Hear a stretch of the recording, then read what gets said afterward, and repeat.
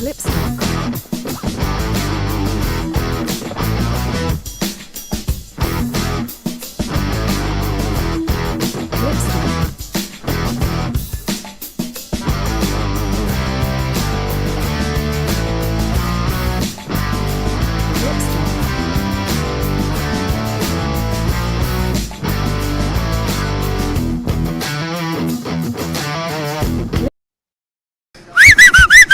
this is Supermax Hernandez, and you're watching Countdown City WrestleCast. Boom! I got it.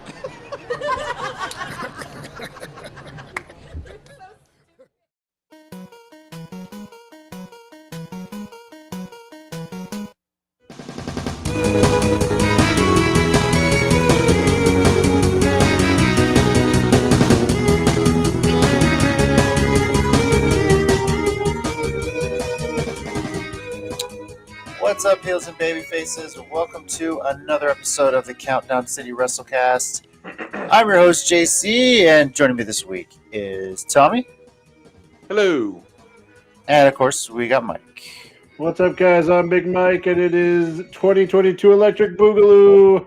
Everyone is getting their luggage and getting off the train. It has stopped pretty much. It's all done, but the final clean by the conductor probably doesn't clean it. Whoever else works there. We got 16 days left in this year, dude. Yes.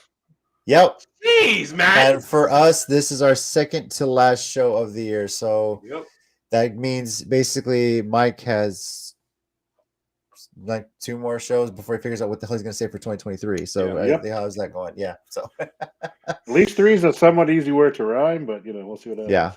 Yeah. We'll see. Thank you everyone for joining us today. We're going to spend some time recapping Ring of Honor Final Battle and NXT Deadline and everything else that seems to have happened since then that's dominated the world of wrestling news. And Mike and Tommy will spend a little bit of time also talking about their experience at MPW this past weekend. And then I'm sure we'll have a lot to talk about in our 1 minute warnings, but this is one of those weeks where a lot happened. It was a busy weekend of wrestling. And yes, there is obviously the biggest news headline is the Mandy Rose ordeal. We're going to talk about that after we talk about Deadline. But one thing we should discuss, there's been a lot of news coming out and around about Sasha Banks, what her contract situation is, what has been confirmed with that. The latest reports I'm seeing, guys, is that she's officially able to start taking bookings again starting January 1st, 2023, which means the door is open for her to be potentially making appearances in Japan at New Japan. Apparently, that seems to be the heavy rumor. Tommy, you got some news on that? No, I do have a little bit of news. Apparently, New Japan's been actually filing for trademarks concerning around her name. Like, I don't think directly for Sasha Banks or something like that, but that's the rumor, is that they've been filing for trademarks related to her, to have her be actually, because the story I've heard is they're not sure if they want her to wrestle on the show or just make an appearance. So everyone's thought process is she'll appear, and whoever wins the IWGP Women's Championship match, she'll call them out. Okay, which, is all I want for Christmas. So. One bit I saw about it was that she is getting reportedly the highest per appearance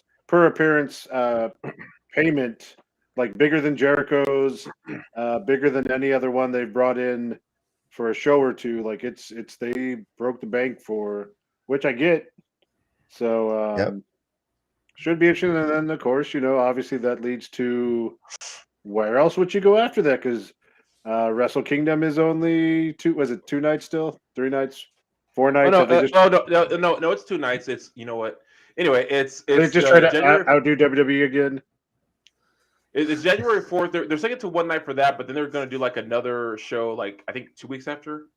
Yeah, they kind of tape all that and everything. But yeah, it's just, obviously that'll be like a first appearance, make some waves there. And I don't know if she'll stay out there in Japan. Might just be a Wrestle Kingdom appearance, or she's setting something up for AEW, Impact. Who knows, right? Right now, with her being free agent at this point at the end of this year, officially calendar year.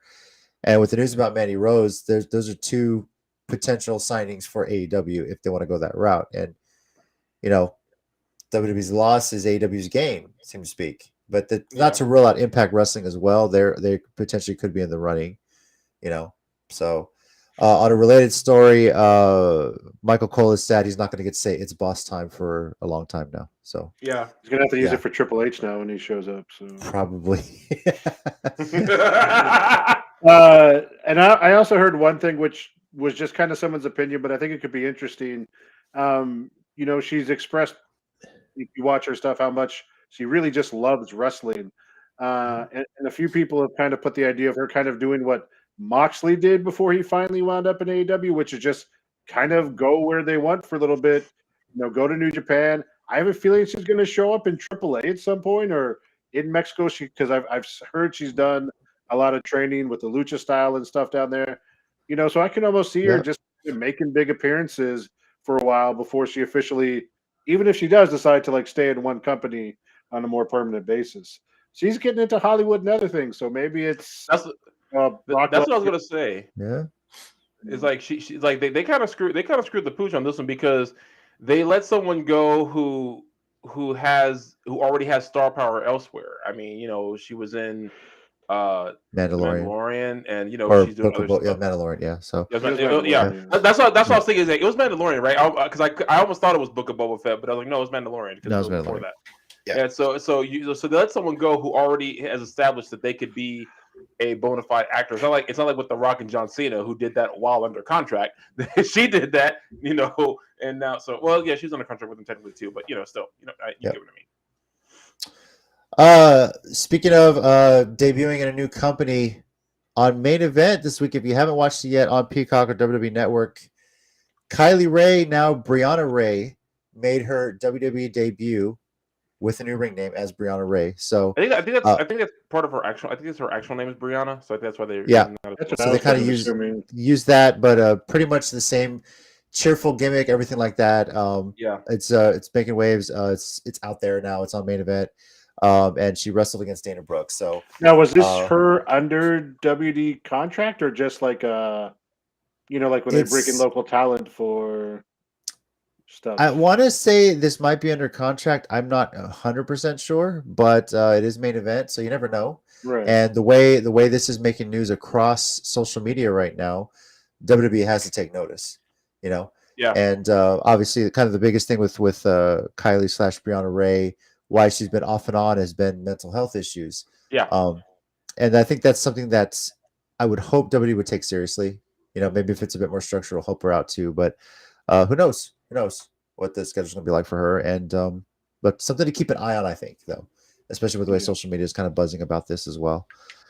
Yep. But yeah, the other major bit of wrestling news, that's something we will talk about after we talk about Deadline. And controversial. There's people on both sides of this, justified or not, we'll see. But before we get into that, guys, I think we're ready to just jump right into Ring of Honor Final Battle. And Tommy, I'm going to start with you on this. This time last year, we were talking that this might be the final Ring of Honor pay-per-view. Man. Yeah, and you were scared. I think a lot of people were. Well, what a difference a year makes, 180 degree turnaround. It's almost like last year didn't even happen or didn't have to happen, in a way. But I think who summed it up best were Ian Riccaboni and Caprice Coleman. I don't know if you guys heard them on commentary after the main event. They said how they were sitting in their car, just not knowing what was going to happen next. Like after the last show, they were just like, dude, what's going to happen tomorrow? What's going to happen next week? They didn't know, everyone was just like, it was just, all up in the air. It's like, and I will say this. I have a few close friends, and let me preface it with this. For everyone wondering, no, it's not JC and Mike. It's two other friends that I shall. I'm being anonymous. I'm being anonymous for the reason why I'm going to say this. I will say this. I like these two guys. I respect their opinion, but what they've said concerning where Ring of Honor could go next. I respectfully or not, however they see it, I don't care. I vehemently disagree because their opinions of where Ring of Honor could go from here, to me, are very negative for a company that again was dead a year ago.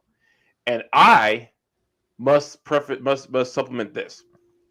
Ring of Honor got screwed over by Sinclair Broadcast Group royally and repeatedly, to the point that the fact that they even still have the belts that they have, like what I mean by that is the physical belts, is kind of shocking because Sinclair Broadcast Group kept screwing them over so much. So if Tony Khan, for again all his imperfections, I'm still not saying, of course, again, he's not the perfect promoter, but for all his imperfections, for him to have put all the time and energy and effort into keeping this brand alive and trying to fight for them to get on TV somewhere, gotta give the guy credit. And now the thing is, they're saying one friend said he doesn't think it's a good idea for them to go through the online route. Again, I disagreed because that's how TNA started. TNA did a weekly $10 pay-per-view, and that is literally the only way you could watch it for about 2 years, and people paid. Yep.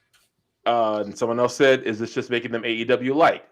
And I said, follow that logic, every wrestling company is another company light. It doesn't matter. Honestly, you could honestly say Impact is TNA light, and you could say that's the same company. Was it though?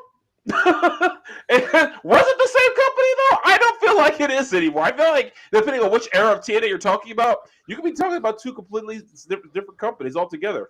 Especially the Hogan Bischoff era, that did not feel like the TNA of 2002 to 2005. That felt like WCW light. So, and let me rephrase, WCW in its worst years light. So, yeah. So in terms of how I'm feeling, man, I'm optimistic because at least someone who gives a damn about wrestling has it. You know, and that was the thing. Sinclair Broadcast Group didn't give a damn. You know, they had it on enough, but did they care? I think they did at first, but then they stopped for some reason. But now you got someone who clearly tries. I mean, let's put it this way. Sinclair. I mean, yeah, they the name, the big name and stuff. Yeah, but they really had to kind of rework everything. The pandemic kind of screwed everything up. That's really it did. I'll give you that. You know, if that doesn't happen, Ring of Honor is probably still on Sinclair, still having some top stars. But you know, they kind of sneakily made the move to sign the contract with WoW, which haven't really seen much from WoW yet. You know, you don't know what's going on with that. I hear a little bit here and there, but I haven't seen them do anything with it yet. So maybe they're just filming right now to put it out next year or something. But I think Mike, you would agree right now. Like if we look back on what we were talking about with Ring of Honor and where it is now, I would say Ring of Honor is in a way better situation now with the new owners, with the future than where it was, obviously. Well, yes, having an owner with money is way better than we might be back next year, maybe. No, but I mean, that's the best way to put it. It really is. But Tommy hits it on the head with Tony Khan. He clearly loves wrestling. He clearly respects all those things that have been a part of the wrestling landscape for the last 20, 25 years. And ROH has been a huge part of wrestling landscape if you're a wrestling fan. So will it obviously, I think he said after this, you're going to see a little bit less of it on AEW as much now that they're going to, eventually start going to working off of Honor Club, which is back. But I still think like obviously the best part and the best part of the match or of the show was the main event and their new champion, who is actually two of their champions obviously connected with a AEW group. So I think they'll still be connected, but I do think you won't see their titles appear up as much unless they want to get a little clout going for the online show. But yeah, they're clearly in a better position. There is so much talent out there. Talent we saw this past weekend, which we'll talk a little bit later. So many people on that show that could fill out a nice ROH roster, both male and female. I guess he's AEW. I was just gonna say they picked up a kid on Dynamite who apparently they want to push to the moon and gave a 1-2-3 kid, John Cena like push. upset. So Yeah. So there's tons of talent out there on the indie scene still that ROH, and that's what ROH did, right? They took the guys that weren't signed on the indies. They helped them. It's a who's who of who's been a wrestling megastar. I really do think people forget that like you said, that was ROH. It wasn't. It only became the third brand because they were taking local, not local talent, but indie talent and pushing them to the moon. Like for instance, early ROH, a lot of Texas guys were there, like Chris Marvel, Don Juan, Masada, Paul London. Technically, was Texas guy because he was with Rudy Boy at the time.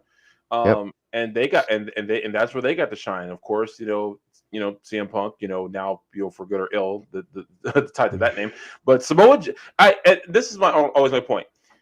Who knew who Samoa Joe was before Ring of Honor? Like honestly, I'm not saying that to discredit him, but like, come on, if you weren't a SoCal native, you did not know who Samoa Joe was until he showed up in ROH, and when he really earned. I just saw Jason's comment. Yeah. What's up, Jason?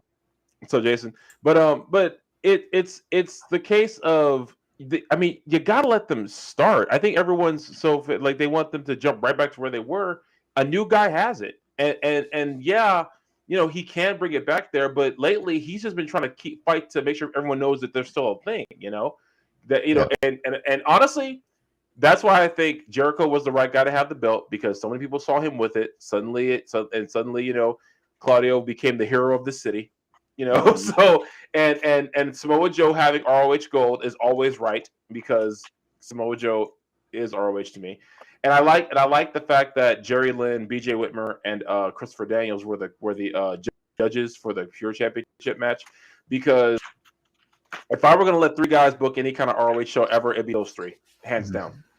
Because Christopher Daniels on the first show, BJ Whitmer is probably one of their longest running acts, and Jerry Lynn is just a veteran who needs to book everything ever. So there was a lot of matches on this card, a lot of title changes, and quite a bit that we, for the most part, predicted. Obviously, Athena beats Mercedes Martinez for the women's championship. The Embassy beats Dalton Castle and the boys for the 6-man titles. Sad day. Wheeler Yuta beats Daniel Garcia for the Pure title. The Briscoes beat FTR for the tag team championship. And it's the first time I've ever seen FTR gracious and defeat on social media after that too. Yeah.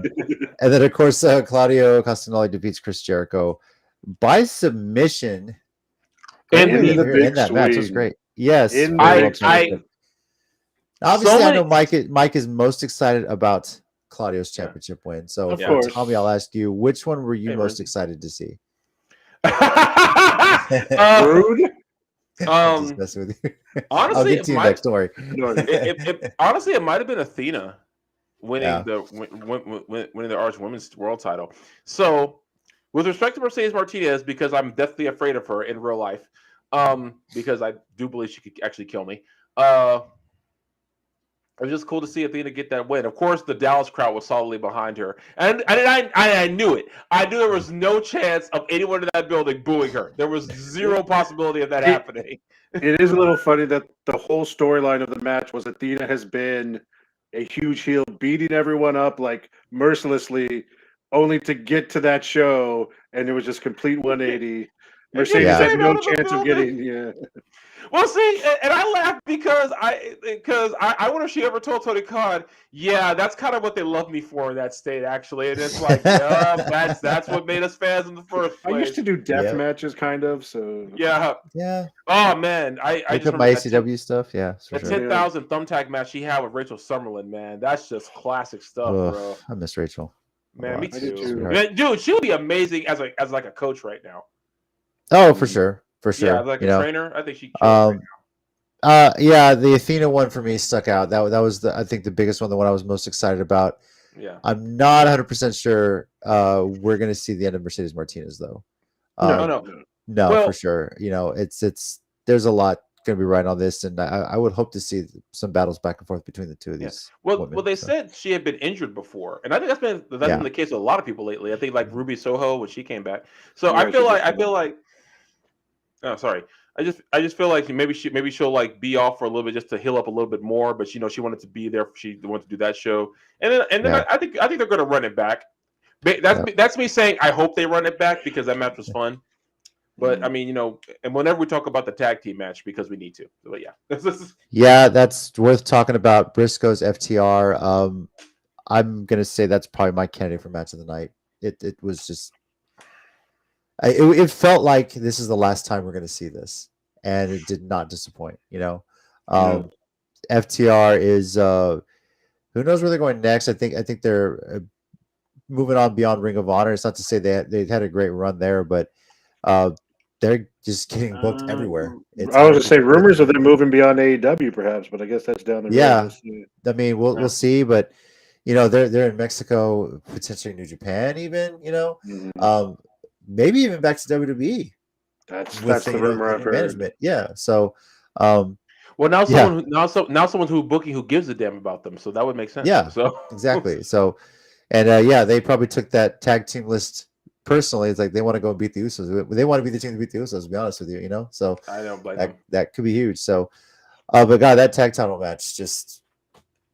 I mean, initial thoughts or what your first reaction was when it was all said and done. My initial thoughts were ow, son of a bitch, ow. Yeah. Holy hell, ow. Why are they still hitting each other, ow? And why is this match still happening with that much blood? Isn't this breaking some kind of law, ow? So, yeah. Not in Texas. Let it fly. Whoa. I mean, you're not in Baltimore anymore, right? So, yeah. In Texas, execution legal. So, well, I mean, yeah. Mike, your thoughts on that? Just, oh no, there is a way. So, speaking of death matches, there's a way to make a match that brutal and still feel like a classic. Like there's differences between sometimes where you've seen a match that's a death match and it's just weapons and stuff for the sake of, and blood for the sake of brutality. But this was like two amazing tag teams. Yes, it was brutal, but there was a story, and you made it felt like you were watching something historic, just something you would never forget. Even with all that brutality, it wasn't done just for the sake of blood and guts and breaking things. Like it was a great story between two and three tag teams, ranked in the PWI. And it was a classic, and those guys probably couldn't put on a bad match if they tried, like Tommy likes to say sometimes. Man, so I stick by that depending on who we're talking to, and those four guys are people who are in that category of if they have a match together, they have to try to be bad because I think they're just good naturally. That's why each time they had a match, they're like, "What are we gonna do to top ourselves last time?" And probably Jay Briscoe said, "How about double dog collar?" And Dak said, "You sick son of a bitch." I'm pretty sure if the four of them were struck with sleepwalking, they'd sleepwalk into a 3.5 star easy. So. Easy, man. Yeah. Would y'all say that's the match of the night too, or is there something else that stuck out for you guys? I wouldn't, but But I know you. I would say in terms of wrestling, yes. In terms of moments that just made me absolutely happy, I gotta be honest and say no, because I think I gotta agree with Mike on what the match that made me the happiest was. Yeah, go ahead, Mike. Expand on it. Go ahead, Mike. It's your boy. So. I mean, it's okay again, and I talked about this last week, and I guess they were doing that so when this happened, it would feel like it meant something. I was getting a little tired because even Riccaboni and Coleman were like, "Oh, has Jericho become the greatest ROH champion ever?" Even though he hated them, and I was like, so maybe the intention was so when Claudio beats him, it seems that more impressive. But I mean, it's Claudio. He's a physical freak. His matches are great, and it's Jericho. Whatever you think about him one way or the other, that man is a wrestling genius. He clearly has a place for one of the best of all time, based off his matches, his longevity. And who would have thought who would have seen that as the ending? Pulling the the submission out of the big swing, which makes sense if he does it long enough as something. But I don't think I've ever seen that happen.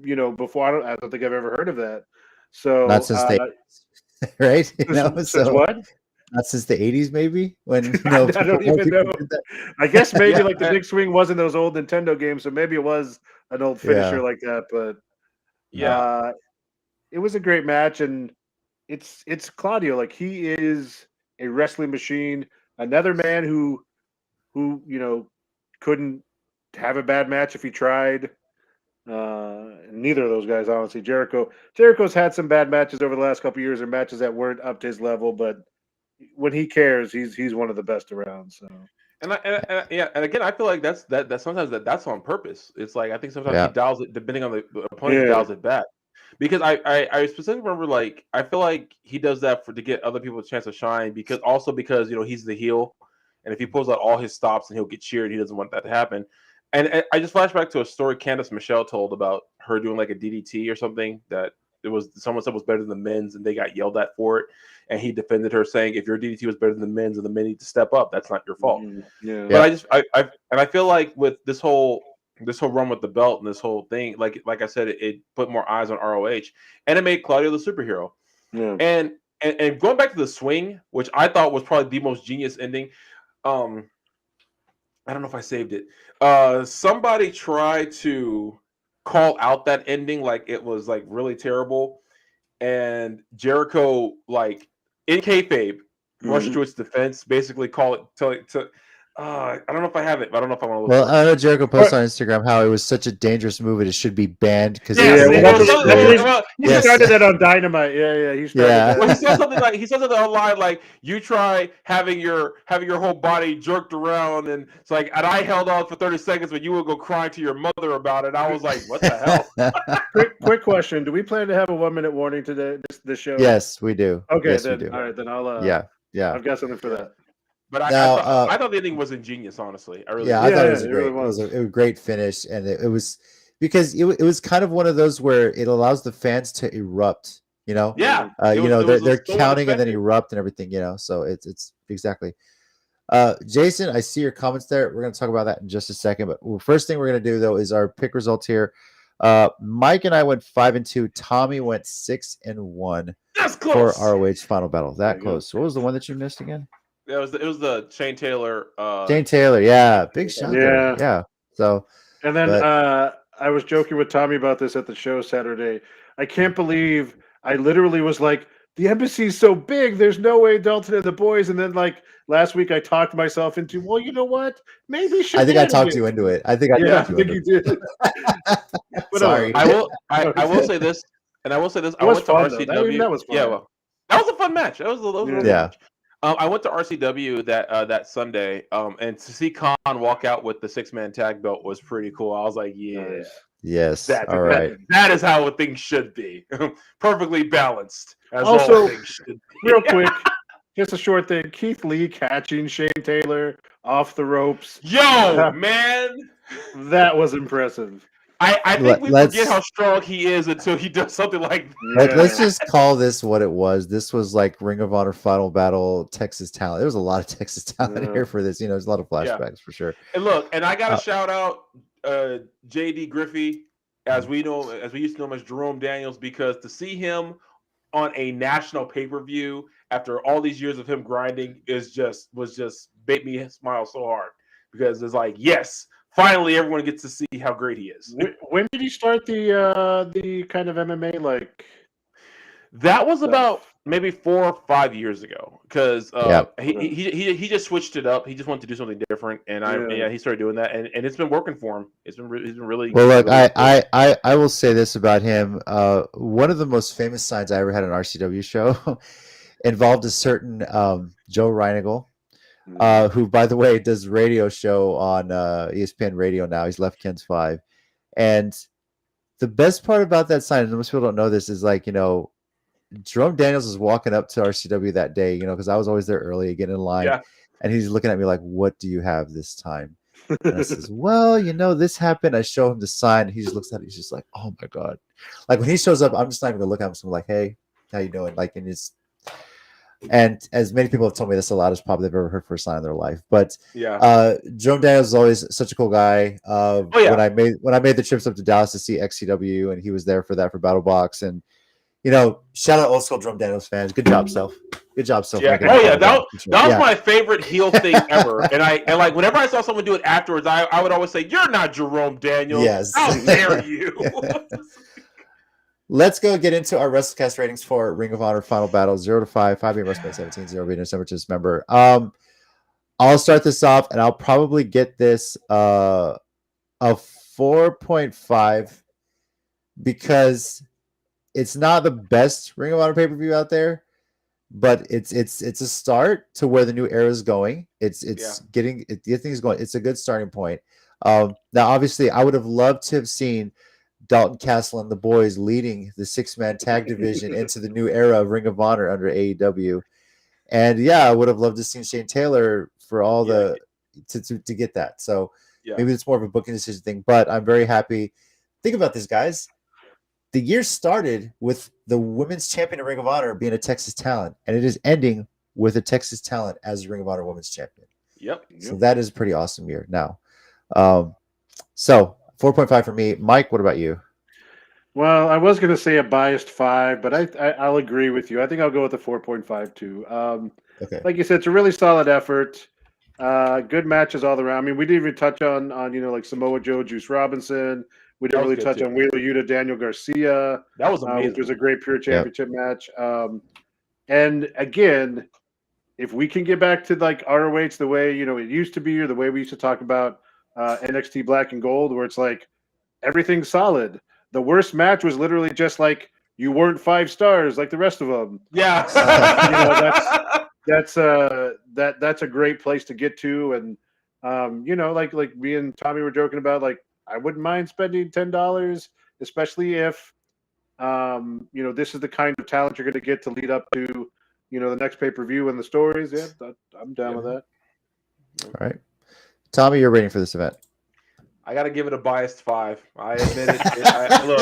Look. I admit it. It's a biased rating. I am admitting to the bias of this, but it's a biased 5 for me. From Final Battle last year to Final Battle this year, instead of the end of something, it's the beginning of something. I feel like guys got to shine. I feel like, and I keep forgetting how strong Dalton Castle is. I keep forgetting that. Until he held up a Toa for like 3 seconds before he German suplex. I was like, this man is goofy, but he is deceptively strong. Yeah, he really is. That son of a bitch is amazingly powerful. So yeah, I admit my bias is 100%, but it's a bias 5 for me. Also, real quick, after he won the title, Claudio, like Daredevil catching the first streamer that came at him. Man, that was really cool. like the first one was just like Daredevil and No Way Home. Then he was like literally trying it, but the first one was just kind of like. Yeah. That's how cool Claudio is. He's so awesome. He doesn't even know it sometimes. That brings our overall rating to Final Battle, a biased 4.67. I guarantee you Claudio does not know how cool he really is. He is too humble and too he really doesn't.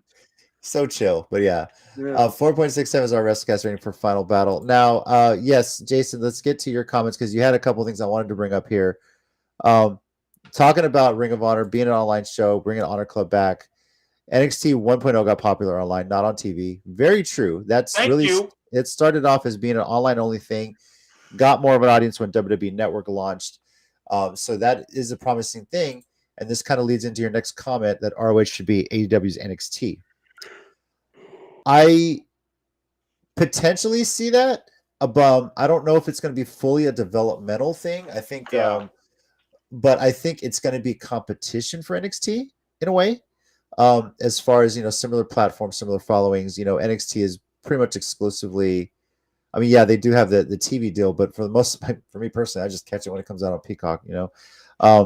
But I could kind of see that in that envelope. But when you have talents like Athena, like Claudio, like Joe, like the Briscoes holding titles, it's hard to consider that a developmental talent or developmental territory. or promotion, whatever you want to call it. So I think they're going to do a good job of bringing this up and keeping the Ring of Honor traditions alive. But for anyone saying that this whole Briscoe's banned from television, bullshit. They should be making some appearances here and there. Man, I don't think this is the last we're seeing of Ring of Honor title belts or talent on AEW television. It's just going to be fewer and far in between. But while it's starting as an Honor Club thing, though, I think there is a potential that we could see this expanding a bit. And if ROH's popular builds up, maybe they get a time slot on TNT or TBS or HBO Max for that matter. Well, real quick before we move on, this is another thing that I contended with my friend about is he said, well, Ring of Honor should just start off on TV. I was like, and I said the difference is Tony Khan owns ROH. AEW is a collaboration, and AEW reports to Warner Bros. Discovery. You can't just change the programming. That's other people's call. Especially with Ring of Honor, because now he can have the belts and the talent on there all he wants to, but as far as a whole nother program, he can't just do that. I mean, you can't. There's contracts and stuff involved in that. There's a lot of contracts. I mean, there's TNT, TBS. I mean, you're gonna have to maybe go to True TV if you need another channel or something. Yeah. But the problem is that you're for them to get two shows on a network that also houses the NCAA tournament, NBA basketball, hockey now, and among other things they're expanding into. Big right? Part of the Major League Baseball playoffs as well. My parents still watch them all the time. So so this is a cable company that is getting highly competitive on the sports market side of things. So take what you have right now. It's gonna be hard to negotiate more. And that's not to say this isn't the end of Ring of Honor on television. It's just going to be. It's not going to be the premium time slots you get. And start with what you have, build yourself back up. But it's still a hot money. Yeah, and it's going to have to come to Ring of Honor touring a little bit more, like they used to. And just San Antonio. Yes, right, exactly. So. Shriners Hall is open, I'm sure. I'm sure. San Antonio. I will preach that until I can't. Now, NXT Deadline. And I'm going to just start by saying this.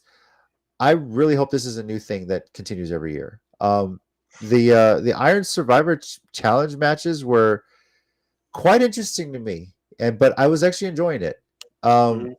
This was skeptical watching these at first, but it was like, okay, the scoreboard and everything, and the way it all worked out to build a drama. I guess me being a math person is kind of easier to follow for me, I guess. But although I get why they had Braun Breaker on last, I kind of felt that storyline, but was cool to see the women start off with the Iron Survivor Challenge match. I just want to start before we get anything else on the show. Your thoughts on the Iron Survivor rules, how it played out on television, anything that you would have changed about it for future shows? I think it worked out pretty well. I think with the, obviously the easiest thing to compare it to with the penalty box and stuff is King of the Mountain, but I think they kind of improved upon it. They graphically they had all the names at the bottom. They had the score being kept. You didn't lose a point for being pinned. You just had to go to the penalty box and you get the point for winning. And I don't know, these first two played out pretty well. As far as I'm concerned, for what they were exciting. They found ways to keep the action going. Someone goes out for a little bit, goes to the penalty box, and especially, in that women's one early on, they really played up the time element there at the end with, her getting that last pin and then having to basically stave off everyone else from tying her up. So for 2 minutes, well. Yeah. And the poetic was it that she got pinned twice, gets the last two pins, and then it's on Cora Jade on the last one. She gets the pin, and then Cora basically has 30 seconds to try and get back into it. So yeah, for sure. Tommy, your initial thoughts on the this new match type from NXT? I'm in anything that can anything that's different that makes some logical sense in wrestling. I'm in for. That's why I like the Pure Championship when they first debuted it. And so for this, like I said, it has elements of King of the Mountain, which I appreciate, and I thought they did pretty well in organizing it. So yeah, it's a good job. Cool. As far as the event itself, the New Day tag champs. New Day. How long do we think they stay down there in NXT? That's a good question. I don't know. Maybe a good 6 months or so. I mean, they're obviously there. I assume Pretty Deadly or another team will eventually take it off them. But I think their kind of fun fits in with a lot of what NXT does, even though it's kind of gotten away from 2.0 a bit. I think they fit in perfectly with Pretty Deadly. Like the antics back and forth, the big belt spot that kept getting replayed where they were tossing it to each other, Eddie Guerrero style, was just hilarious. And somewhere Eddie Guerrero was thinking, why did me and Chavo think of that? I will have to say, as much as it was cool seeing him get emotional when Roxanne won, for the most part, I could do without Booker T on commentary.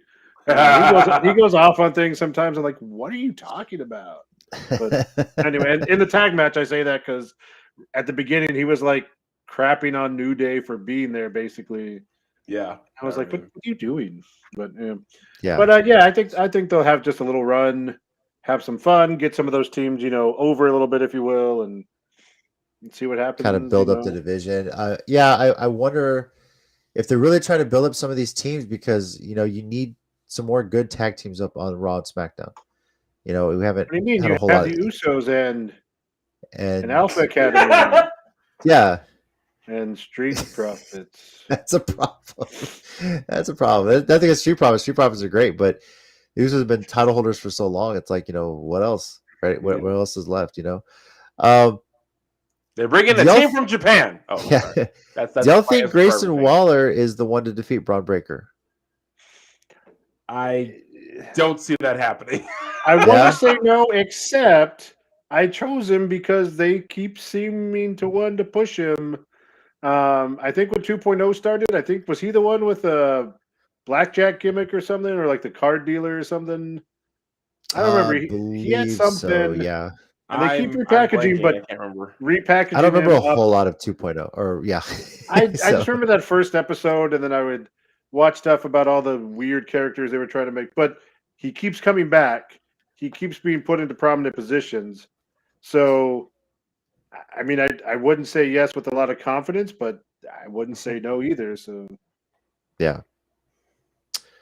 Let's see. Those kind of were the highlights. I think the other match was Isla Dawn defeating Alba Fire in a singles. So, but yeah, the biggest storyline, of course, Braun Breaker, we all saw beating Apollo Crews. Waller finishes the show holding the belt there over Braun Breaker after he attacks him afterwards. So, now, what happened after that on Tuesday, we'll talk about in a second. Let's just get to how our picks went. Tommy and I went 3-2, and Mike went 4-1 in this one. Nice. Again, we all picked Alba Fire, I believe, to win, and then we're all wrong. We were all wrong. Missed, so yeah. WrestleCast rating for this for me, I'm gonna give it a 4. Good showing. I really did like the Iron Survivor challenge matches. I really am loving that new match format. And if this is what they basically get to replace War Games, if this means War Games is going to be permanently on Survivor Series, I'm all for it. I think this is a good replacement. It is something good to build up to. Almost like NXT's Money in the Bank, if you think about it, And New Day, I think it is good for them to be there. I guess it's a 4, especially after following up after Final Battle. It's tough comparison, right? So, but still, I liked it. Good moments, good show, and I was really happy with it. So 4 for me. Tommy, what about you? I don't know if I should give a rating because I didn't get to watch the whole thing yet. So okay, I think I'm gonna refrain from rating this one yet. That's fine. Mike, what about you? I think I'm gonna go with you a 4. Like you said, the Iron Survivor matches were good. The other matches weren't bad. And this might be a little just because I don't keep up with NXT on a regular basis, but I was easily distracted during the rest of the show outside of the Iron Survivor matches. I mean, it wasn't horrible, but it wasn't great. And I don't know, it might take a while for NXT to kind of get itself back to, those kind of times where whatever the specials will be called. I guess they're not takeovers anymore, but I heard they're bringing those back though, takeovers. that'd be cool. But they used to be easy 4.75s without they a used thought. to be banger after banger after banger Yeah. the whole show. Yeah. Yes, Shane. Yeah, I'm indifferent. I don't know if you need to bring the takeover name back. If you just give them their own names like Deadline, Great American Bash, whatever you want to call them, I'm good with it. Halloween Havoc, Vengeance is the next one, right? In February. So still, it's just as long as the quality goes up from what we were dealing with at 2. Oh wait, aren't they doing like New Year's Evil or something like that? Is that what's next, right? January I think 10th, right? Yeah, okay, yeah. Because I know they advertise Vengeance too, but they might have a little show in there in between. So as for Deadline from our rating, 4.0, simple math there, yeah. Whoa. Yeah.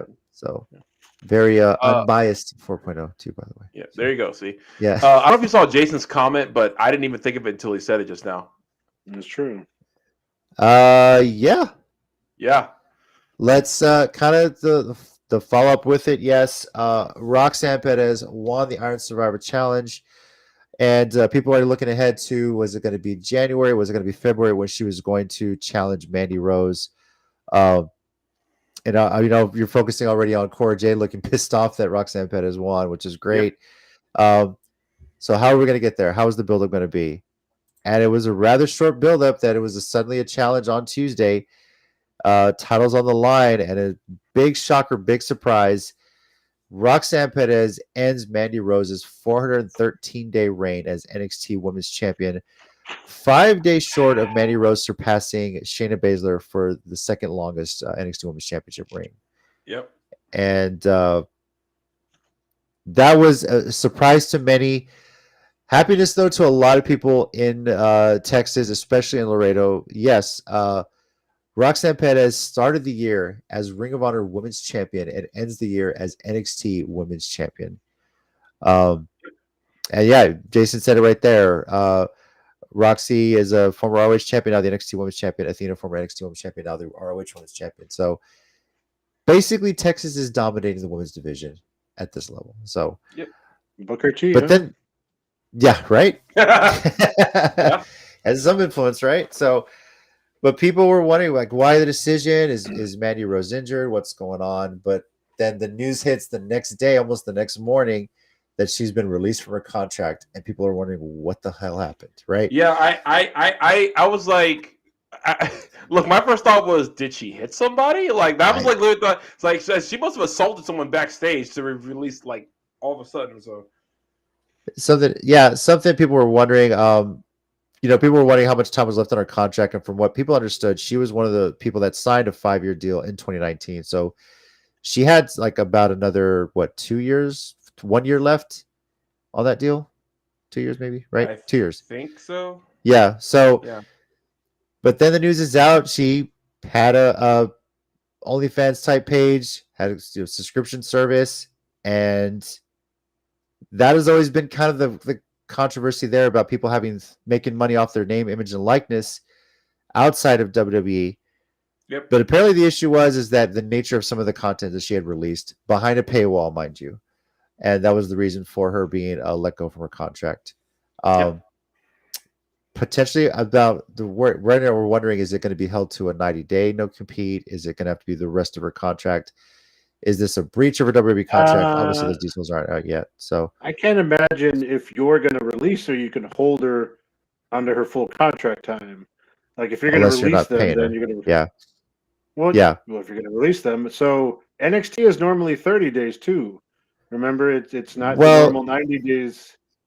Yes, but when she made the move down there, she was under a WWE contract. So she wasn't on a developmental deal when she signed in 2019. I think the move to NXT was very recent in that respect. So she might still be on the 90-day no compete because she was signed to a WWE contract versus an NXT developmental deal. So yeah. So, a lot of people thought maybe that when she lost, okay, they have plans for her on the main roster, is Toxic Attraction moving up, that sort of thing. So that would have made sense. But this news breaks. people are frantically researching for the leaked photos or something like that. But you can pay. I think someone said it was like $25 a month. yeah, and but to be honest with you, like, and I'll expand more on this in a moment of warning. I'm indifferent about it, but a lot of people are reporting she's making more money doing this than versus her WWE days contract. Yeah. So can you blame her? No. No. For me, I was good. Sorry, go ahead, Mike. Oh no, I was going to go back, and this was my take during COVID and lockdown when WWE decided to release all these people all of a sudden.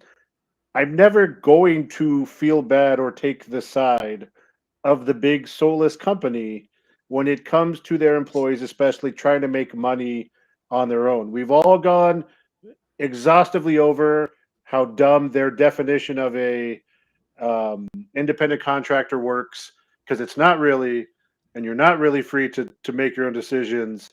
And it's hard for me to feel bad or support the company that has done all the stuff it's done in its past. Even with Triple H, as much as we love him, let's not forget that he went into a funeral home and went into a casket dressed as someone Kane. brought that up. Yeah. I mean, you could say what you want, but let's not try to say this was some sort of morality thing. It was about money. It was about their fear of losing money from sponsors and the fact that she was making money that they didn't get a cut of. And as far as I'm concerned, that's all it was. I think it's BS. And I'm never going to support the big company in situations like this. I understand they think, well, people wouldn't know who you were if you weren't there, but most of them are using their real name. She's not using Mandy Rose on the website. And you know what? You wouldn't have a wrestling company if you didn't have wrestlers to wrestle. So, it's not a 100 to nothing type thing. I was gonna save this for my 1 minute warning, and I wonder if I should just do mine now and just kind of get it out of the way because it seems like the right time to say this. But so I'll just go ahead and start the timer now and just give myself the floor because I think it's worth saying at this point. Yeah, I'm gonna do it. Here we go. WWE, you're such a goddamn hypocrite on this level because it's hard for me to really understand why you're releasing someone for content she put behind a paywall. You had to pay to get it. Now somebody leaked it. Well, you have some grounds for that, but you've promoted this woman as the sexy superstar. She's a heel because she's so attractive. When she unified the NXT UK and the NXT UK women, the NXT Championship belts, women's belts, UK women's belts, you took pictures of her wearing nothing but those championship belts and promoted that. So you're releasing her for posting racy photos when you've promoted her as doing that thing, promoted her as being this attractive person. But yet, a guy that's gotten a couple of DUIs in the last few years, he's currently one of your tag team champions and has held it for over a year and is number one on PWI. And let's not forget some of the other stuff. There's rumors now about Vince McMahon trying to find his way back into WWE after all the shit that's come out about him that he's done. In the midst of another allegation. And more allegations coming out. But that's okay. Because, but that's fine. We're not going to have an issue with all the crap that he's done. Oh my God, she's making money for herself behind a paywall because WWE's not covering enough. You're not paying her health insurance. You're not paying for her travel. You're not paying her hotel room, whatever she has to make appearances and things like that. What do you expect people to do? You're treating them as independent contractors. This is what independent contractors are going to do. They're going to try and find a way to make money on the side of things. It's such crap that this is happening when all this other stuff that's gone on. I'm sorry, but you can't tell me that a guy getting a DUI is not as bad as a woman posting naked photos of her and her fiance behind a paywall for content. It just doesn't make sense to me. So my thing is because I see people who defend both sides, and the side that's on WWE side, I get what they're saying, but releasing her from her contract was way over the top. That was too extreme. suspend her for 30 days. Just sit around and talk to her about it, and then discuss this, Again, like you said, though, all this was behind a paywall. It wasn't out there free until someone leaked it. And I do want to point out something that someone shared on Twitter that I thought was a really good point. It's called the Twitter handle Xenia Did That. She said, unfriendly reminder that the company that released Mandy Rose for erotic content is the same company that was giving Athena a hard time for not being sexual enough and telling her she should be more like Mandy. So, like JC said with the hypocritical thing, my thing with the whole thing is like, okay, yeah, maybe it's really racy and it's, whatever. But first of all, paywall. B, it was leaked, which, no. And, and C, you release her from her contract after all that she's done for the company? Really? Meanwhile, Tony Khan is in the cut right now with his check ready to go. and I'm sure that thing already got like 5 zeros on it, like to start with. And he's just like, say the word. Just say the word. I swear to God, I will sign this thing right now. I swear to God. And Tony Khan's probably like, and I'll get you professional photography for your site. I'll help your site be top class. Guys, on their side. And by the way, I saw the camera work. That's real shoddy. I know a guy who knows a guy who knows you some HD guys. cameras. And we can hook you up. I know you guys over the years have given me a hard time for my fandom for Mandy Rose. For sure. But here's what I appreciated the most about her when you compare her to some other people, like say, Ava Marie. Mandy debuted as part of Tough Enough, and from that point, like when you look back on that Tough Enough class, she was the most talented one. Not obviously for the athleticism, but because of the fan voting, she didn't win because she was already building up a bit of a heel character. She wasn't afraid to speak her mind on stuff, but she worked hard, which I think Paige, aka Soraya, saw enough of that to why she took her under her wing when she debuted on the main roster. Yeah. But she applied herself. She learned the craft. She learned to sell. She had the natural talent. Even to the point where she realized, hey, if it's not working on main roster, let me go back to NXT and build from there. Like she made that suggestion, took that call, and is arguably one of the better NXT women's champions. And I know everyone hates that because they hate Mandy Rose, hate this and that. Well, yeah, she built the character up enough for you to hate her. Yep. But there's a reason why when they unified the NXT UK women's title with the NXT women's title, why she held that belt, why she held the title 413 days. They don't just do that because they don't earn it, And I wonder if, obviously, she would have taken over Shayna Baszler's title reign at as far as days wise, not would have touched Asuka for sure, but I mean that reign, as long as it was, it means something for Roxanne Perez to be the one to beat her, because she looked unbeatable for so long. Casey, I know we don't have a show next week, but when we do our year-end awards, we're going to get a list of the NXT Women's Champions, and I'm going to go one by one who you legitimately think Mandy Rose could beat in a match, and the only one I would say she couldn't beat is Asuka. I'm gonna say that right now. Of course, that's what you would say. Yeah, but, yeah. But for me, Mandy, she seemed like Trish Stratus to me. Like she showed up not with the best wrestling ability, but she worked towards it. Like, and this is coming from a diehard Trish Stratus fan. She was not the best wrestler when she first started. She wasn't. I'll be honest. She became one of the best by the time she was done, but that's because she worked at it. So. Yeah. So even a Trish Stratus fanboy like me can admit she wasn't the best right off the bat. Same with Mandy Rose. She really wasn't the best when she started. Oh, but you know what she was early in her career? What? I'm sorry, I was going to say, another character that WWE highly sexualized for long parts of time, literally in the tag team called TNA. Yep. Okay, with Trish. So since you brought that up, let's call a spade a spade. Who didn't they sexualize in the late '90s / early 2000s? Let's just true. Okay, let me. Literally, her and Jazz were the only two they did not sexualize because Molly Holly, what her whole gimmick was not going for that, and Jazz scared the ever-loving crap out of everybody.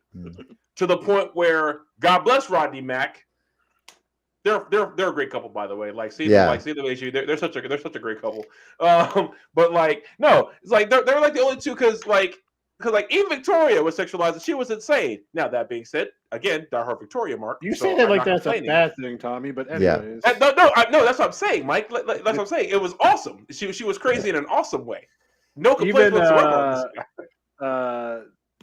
Who eventually went into right to censor? Ivory. Ivory. Yeah. Ivory Her early yeah. character was, before she went there was not to the extreme of Trish or some of them, but again, like you said, every woman in that era.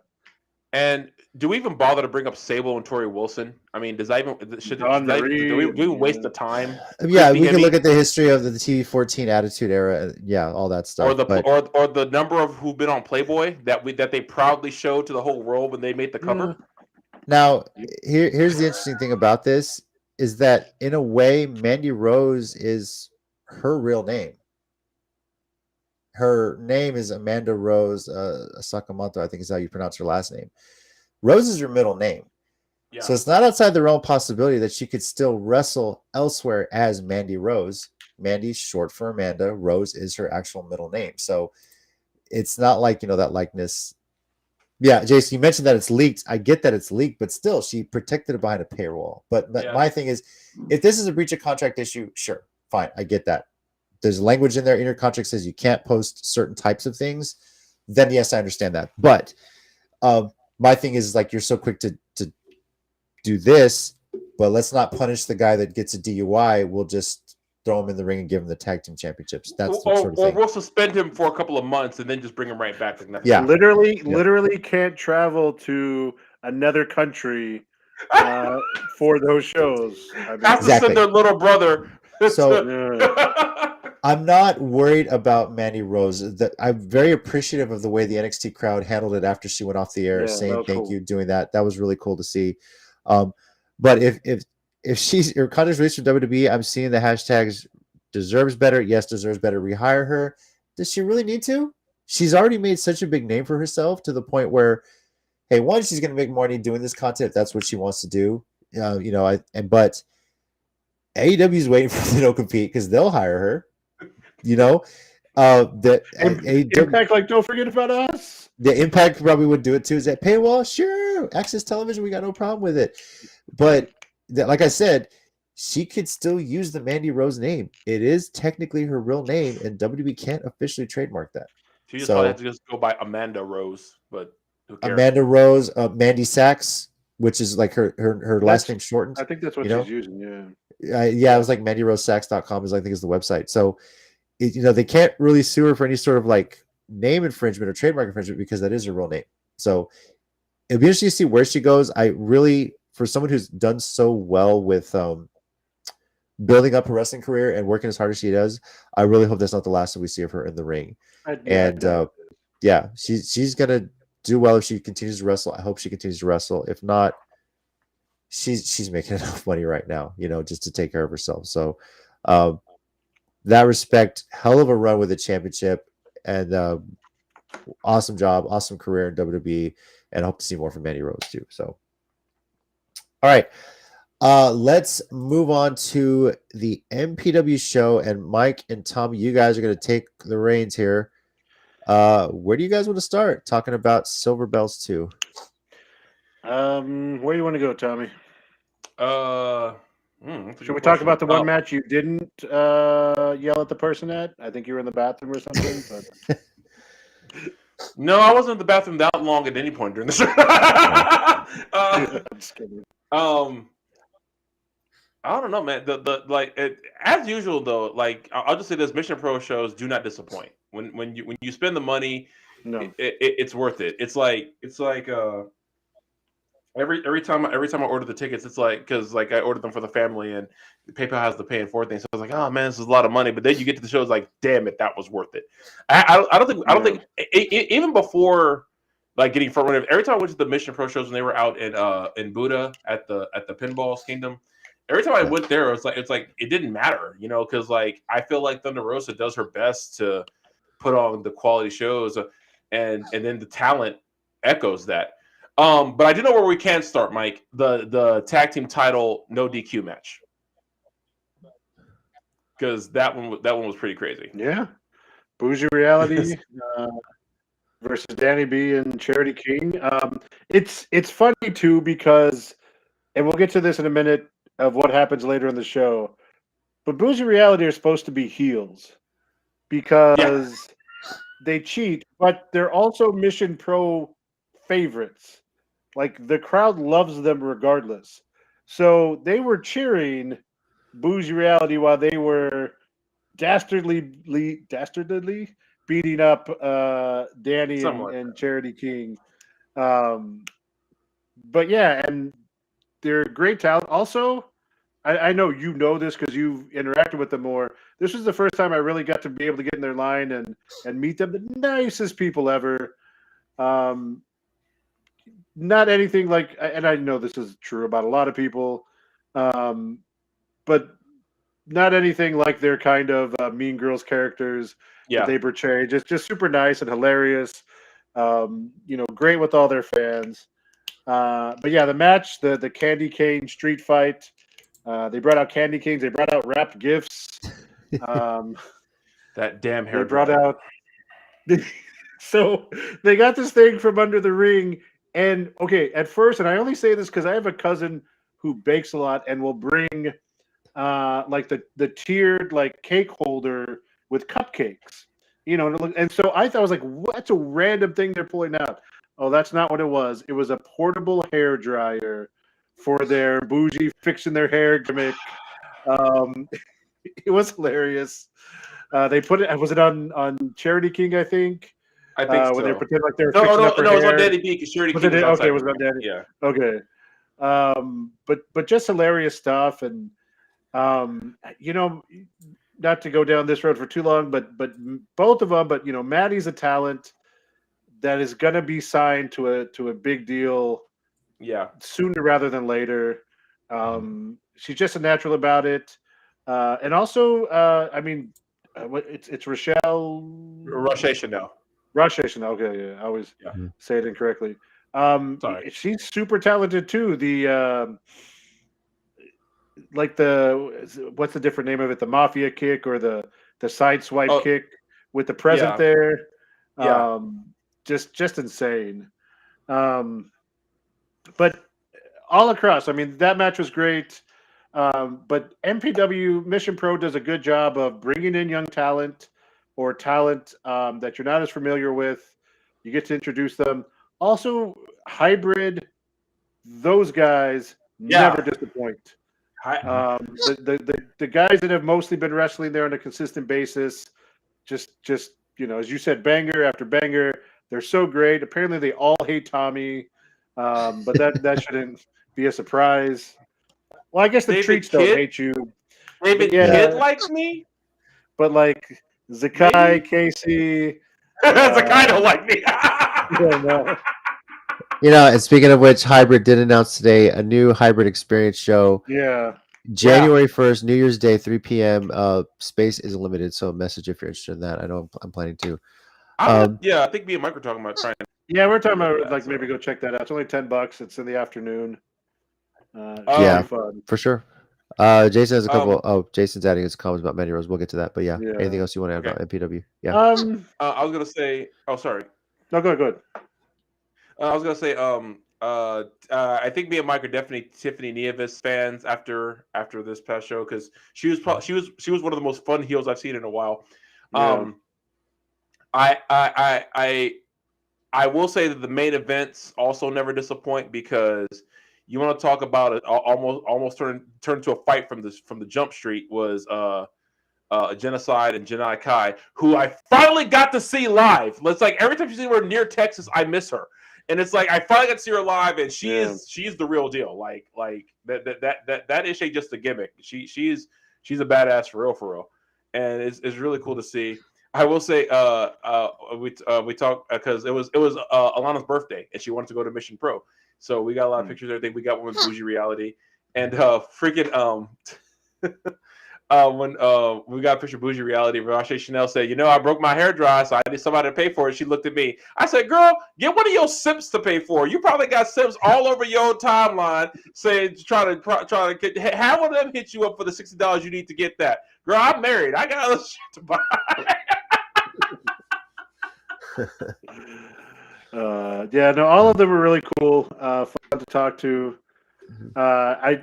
Tommy continues his streak of being on Mission Pro clips where people are. I was. So there's again with the Jasmine Allure entrance where she kicks at you. You don't see because it's kind of up, but I shared it in the group chat because she right before she gets to the ring, she throws a kick out. I was like, yep, that was it, Tommy. I remember that. Yeah. Because Tommy was motivating her like he always does. By the way, Tommy, I know you've noticed. I know you were going to say yes, anything, I noticed. I had to wear this to offset. I had to throw it in in there. I think we could support them all. Yeah, I know. I have nothing against the person on your shirt. I know, but the person on your shirt, she keeps joining in on the joke. It makes me mad because she keeps replying and retweeting crap. I'm like, what the hell? I mean, can you blame her? So yep, there we go. Top tier Tommy. There it is. Hashtag top tier Tommy.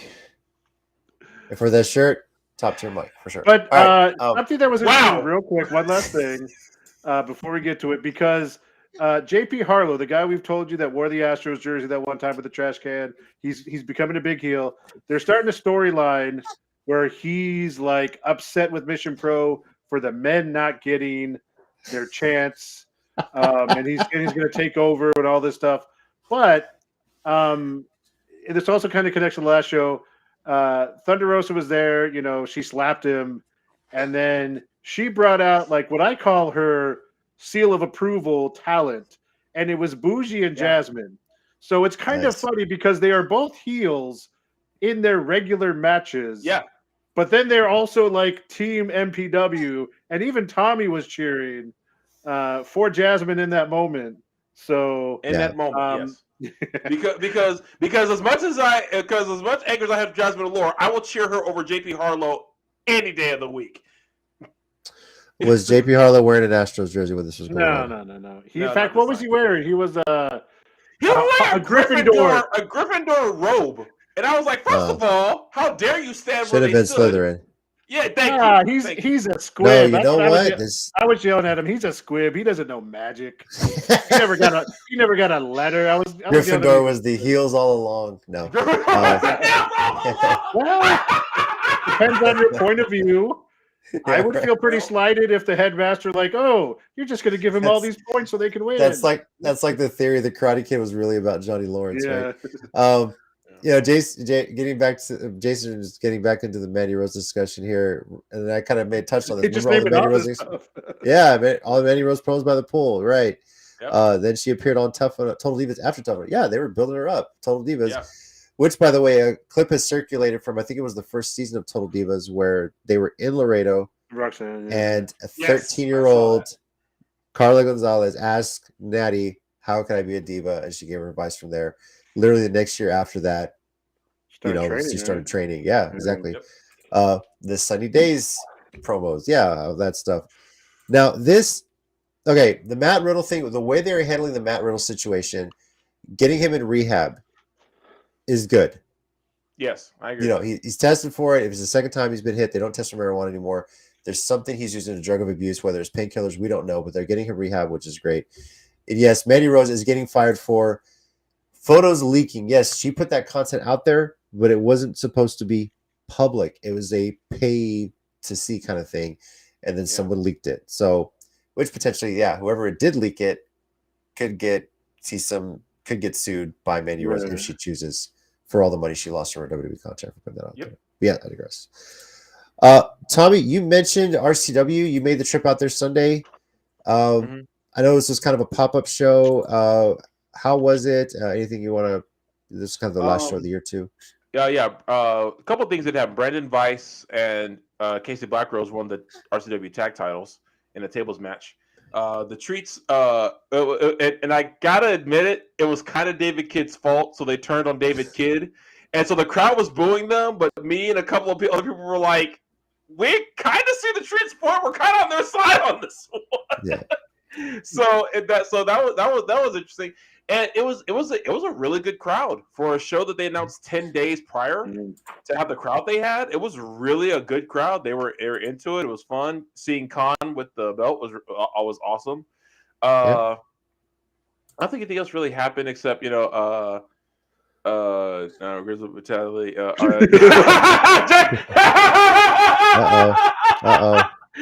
Look. Honestly, everything Jason said is 100% fact. Them refs is trash, bro. Them refs are trash, bro.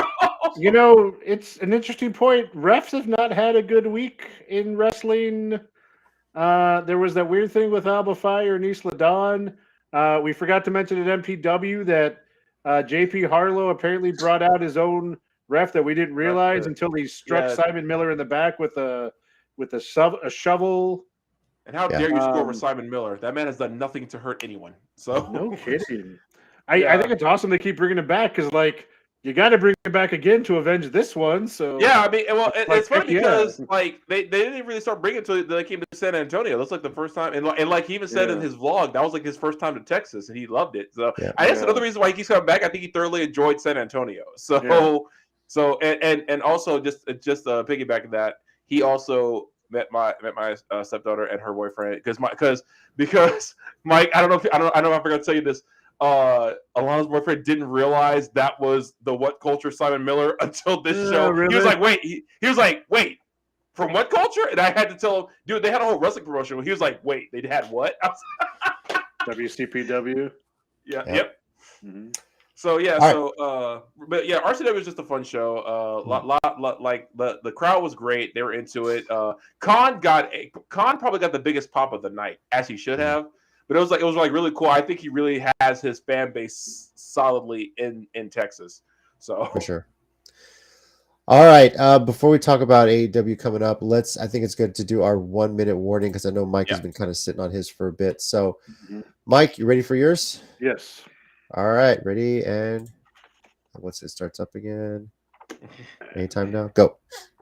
All right, I don't know if y'all can see this. Let's see. No, it's too light. But this, no, you can't see it. But look, this is a circle. This is a rotation.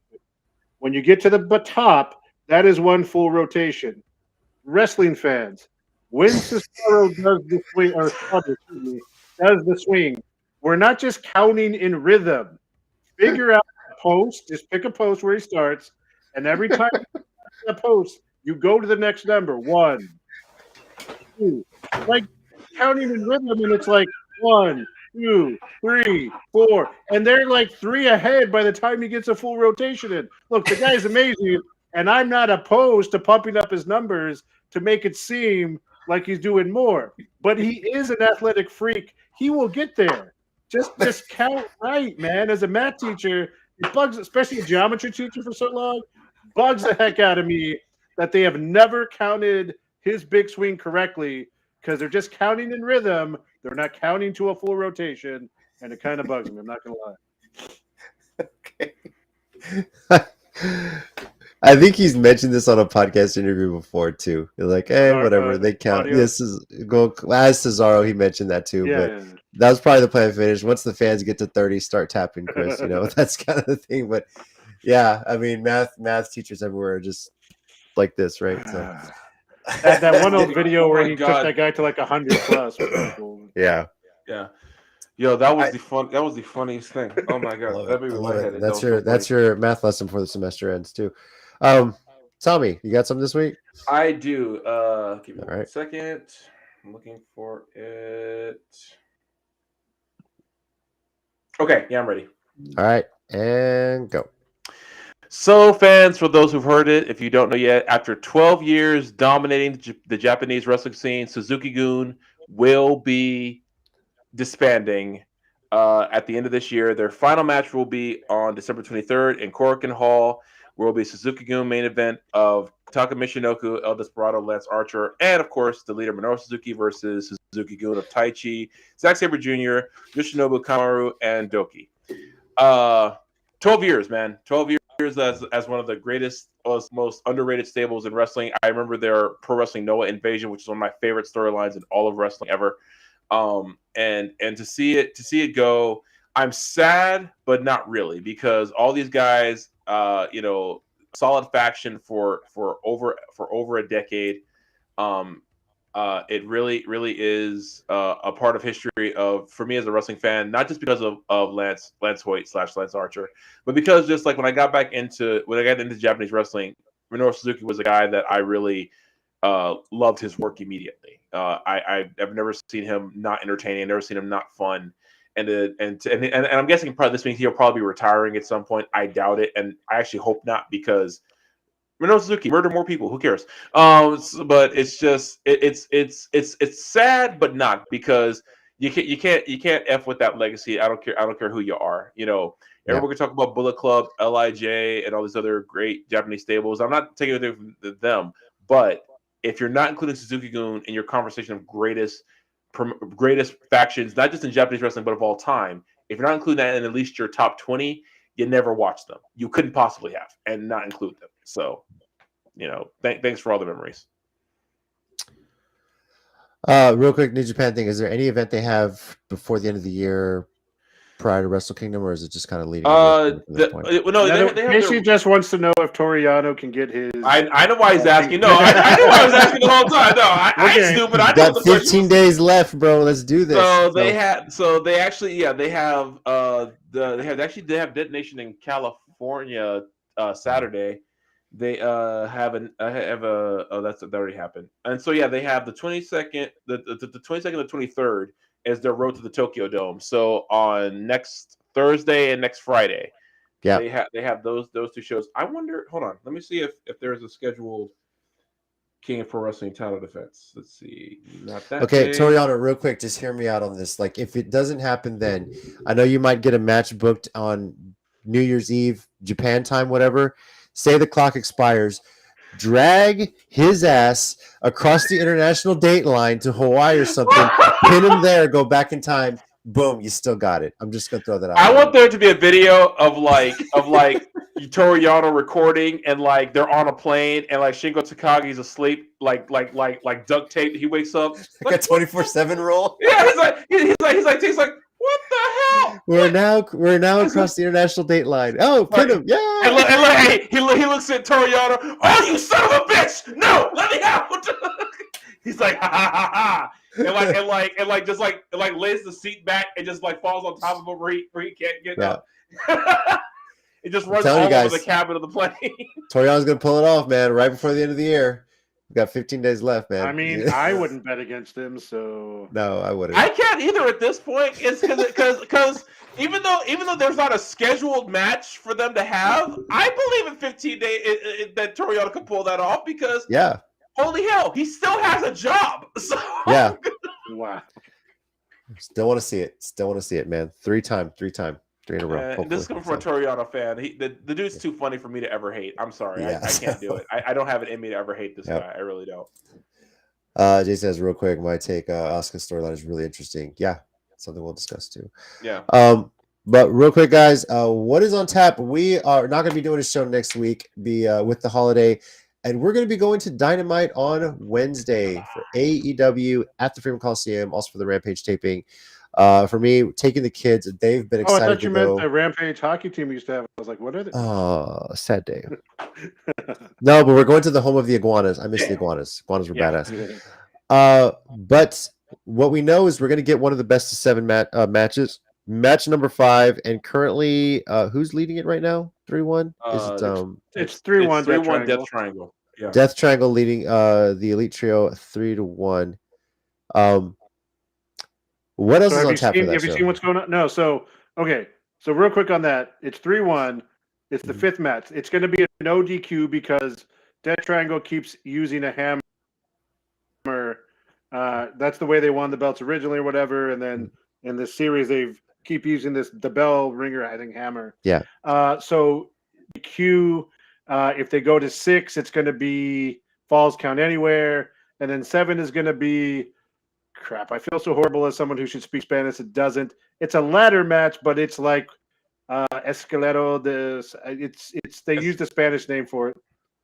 I think that it's like a death ladder match. Like Escalera basically. de Muerte or something like that, probably. I think so. Something like that, probably. Because I remember when they first started AEW, Young Bucks and the Lucha Bros did that for the AAA tag titles.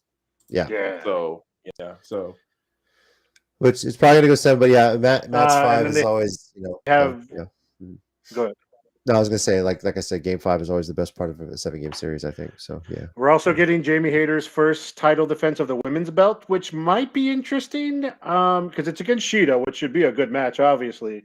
But also, I want to see San Antonio's reaction. I wonder if we're gonna get Thunder Rosa a chance. I wonder if she gets booed a little bit. In San Antonio, it'd be interesting to see. I'll probably be cheering for Shida because I really did enjoy her title reign, and I wouldn't mind it for a show. I'll say that much. Yeah. I would kind of be shocked if they're like booed. Now getting Thunder Rosa a chance, I think you're going to get regardless. But I don't think they're going to really get booed. Well, I think Hater will get booed as a heel. That's about it. That's what I mean. Yeah. Well, okay. I don't think do that. Well, I think the same town that like also like really does show up for Khan and Shane Taylor and guys like that. I think they're smart enough to know like not really to blame like Shida or Hater for Thunder Rosa. San Antonio smart enough? I haven't heard that before. I'm just kidding. I mean, I'm trying to be nice and give us the benefit of the doubt. So I know. I'm a parent now. It's okay. Go on. I'm doing that so AEW will come back here more. Anyway, but no, I think they'll just get you'll get because I think the Shida's pretty awesome enough to get like a good crowd reaction. I think Hater will just get the standard heel stuff, So Britt Baker might get booed out of the building, but so yeah. All right, I'm looking forward to it. It's going to be a fun time. I had such a great time there earlier this year. We went to AEW, and I know the kids are looking forward to it. So need to see if I can get Adia Orange Cassidy shirt because she wants to do the thumbs up the whole time for sure. So nice. Obviously, title changes we know over the weekend. Roxanne Perez now the NXT Women's Champion. New Day is the NXT Tag Team Champion. Claudio, ROH champion. Athena, ROH Women's Champion. Wheeler Yuta, Pure Champion. ROH tag title now belongs to the Briscoes, and 6-man tag titles is now the Embassy. And it finally aired on TV. The Motor City Machine Guns are officially the Impact Tag Team Champions. So they are a dual champion right now because they also hold the strong openweight tag team titles in New Japan right now as well. So, nice. Yep. And see where else the Machine Guns go with that too right now. So, awesome. As I mentioned before, we're not going to have a show next week. We'll be at AW. We might put some stuff on social media videos from there. But in 2 weeks, we will have our end-of-year WrestleCast Awards for 2023. Be sure to join us. Have your thoughts picking our wrestlers of the year, tag teams of the year, promotion of the year, and then looking back on all of our ratings to what the best and worst pay-per-views were of the year.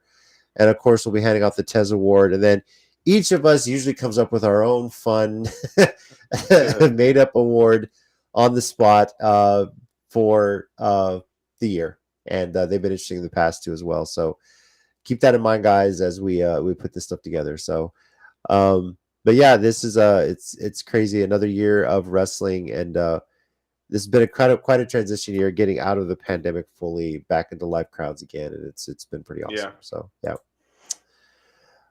Thank you everyone for joining us on this week's episode of the Countdown City WrestleCast. If you're catching us after the fact, be sure to let us know your thoughts on Ring of Honor Final Battle, NXT Deadline. If you went to MPW or RCW, let us know your thoughts on those shows as well.